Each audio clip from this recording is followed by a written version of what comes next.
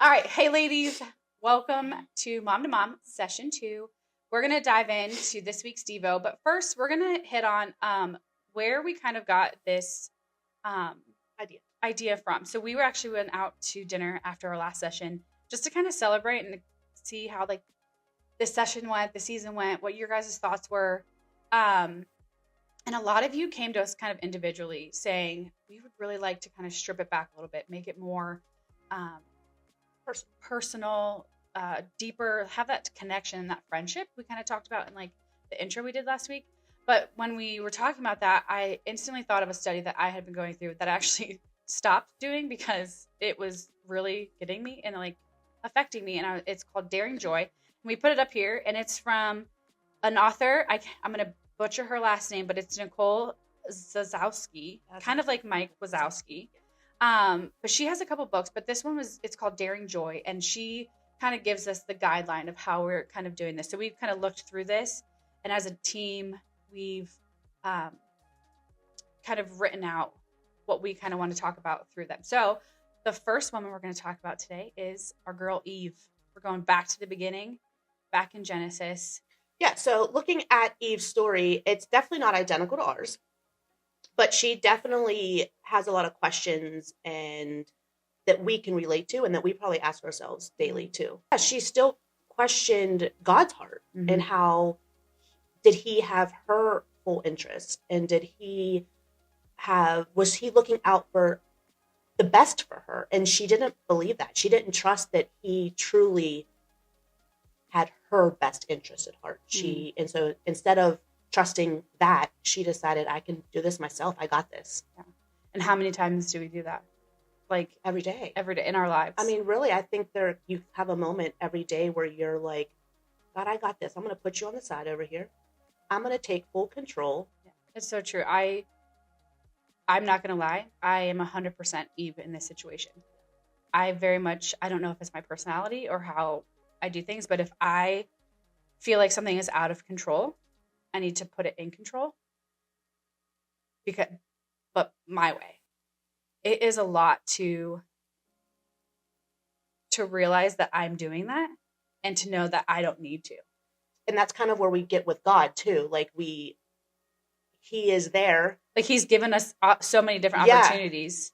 But we still feel like we need to, God, let me just tell you to do this a little bit. Let me show you this way. So it's kind of in your everyday life. You're going to go through that. And I think for me, when I have that control, I don't think of it. Let me rephrase that. When I take control over that, I lose the joy aspect that he wants me to have with it. Does that make sense? Because I want it to be perfect. And sometimes it doesn't need to be perfect, but I feel like it has to be perfect. Because if not, then I'm not going to have the joy from it. Right. And so we can see in the story of Eve that there are definitely some responses that she goes through when she's not fully controlling. And so then she's not feeling that joy. So what are those responses? Yeah, actually, she talks about that in the book, and I'm gonna read it because I think it was really helpful. So you've heard before, like the whole flight and fight response. Yeah, like we all have one of those. I'm a fighter. I was going to say I'm a fighter. Yeah. So, but she kind of takes it a little bit and breaks it up a little bit. Okay. So in this idea of like not having joy or maybe controlling more. So blame and control are your fight responses. And then shame and escape are your flight responses. And what's fascinating about that is it's all of those responses are in the fall story. Okay. So like if you think about it, like, let's go to blame. That's a fight response. And all of a sudden you're seeing Adam's blaming Eve. Eve's blaming Adam.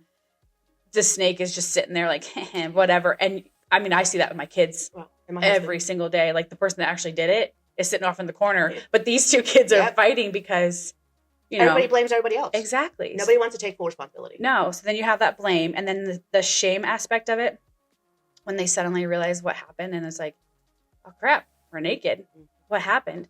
And then the next response would be like how Eve took control and she took that joy into her own hands because she knew that she was like, I could do this. Like I can make it better. And then at the very end, it's that escape when you flight response and you run from God. But let's be honest, we all know we can't really run from God. I mean, I definitely try. I'm not a really good runner, I don't though. get very far. Well, he can catch me real fast. So, all right. So we're going back to Eve, back into the garden, where she just questions God's abundant joy that he has for her, and she questions God's heart. Yeah. And we can see that in Luke chapter 15. There is the 3 parables, and there's the parable of the lost sheep, the lost coin, and the lost son. And we can really see in those parables God's heart for us and how he truly feels about us. Yeah, like you mentioned, like the lost son, like kind of going like Eve, she wanted to do it on her own. Yeah. The same thing with the son. Like he was like, I have everything, but let me just check. Let me just try it on my own. I think I could find better joy if I go this way. Right. When you think about like, I could do it better. And it's like, so he goes, he does it. He does all the things that he wants to try and comes out at the end of it more lost than ever. And what I love about that story is like kind of like what you said about like God's heart is the father never stopped watching for him and waiting for his son to come back. And not only like when the son was coming back, he wasn't just like sitting on the couch like my dad would be like, well, welcome back to learn something. Yeah. Could have told you that would have happened. Right. Like I feel like I would say that to my kids. Absolutely. You know, like you feel better about that? There definitely has been times I might have said that to my kids. Like, does that really work out how you thought it would? Right. But instead of that, he literally was running towards his son. Like, and I have goosebumps thinking about the fact that like God's arms are wide open. Yeah. Like that's his heart for us. He's fully in love with us no matter what we do. And he really wants us to have abundant joy in all situations. But I think I'm going to look at something that she said. She says in the book that when this lost son went, it was illusionary joy. It's what we thought it would be. Yeah, that illusionary joy. It's that control. It's basically, illusionary joy is basically the joy that we think we're going to get from something. And it ends up being complete opposite of what we think we're going to get. So when we choose control and we are basically saying that I can do this by myself, we think it's going to make us feel good. And we think that I got this. When ultimately we need to give up that control and know that it's okay to rely not only on God fully, but like on the people that are around you. But it's hard sometimes because our society really stresses and celebrates when we give up, when we are in control and we find perfectionism and So I feel like that's where we kind of need to flip the script and celebrate when maybe I'm not doing the perfect thing. Right. And it's okay. I look at Steph right now. She's behind the camera. Side note, she's crocheting. Is that the term? Crochet? And I can't do that. Right. But am I going to lose my joy over what God has given her talents on? I need to celebrate that. And then if I want to start crocheting, why not try? Right. And if I fail, that's okay. Yeah. So I think it's understanding that we need to rely on the people around us, you know, thinking about our small group time, that stripped down conversation and being vulnerable and knowing that you don't have to be perfect. And that's something I need to hear so much in my own life, but that to know that his ways are higher than ours and his thoughts are higher than ours. Like in the end, he's going to give us the joy of his heart.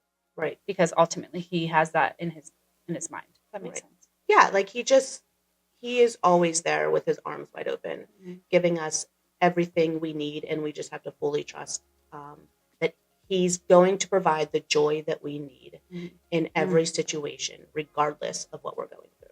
And I think that's just important to remember. Yeah. All right, ladies. So you hear a little bit from our hearts, what we kind of struggle with. We're hoping that in your small group time, you guys can also have that same connection. So we love you, and we'll see you on the other side.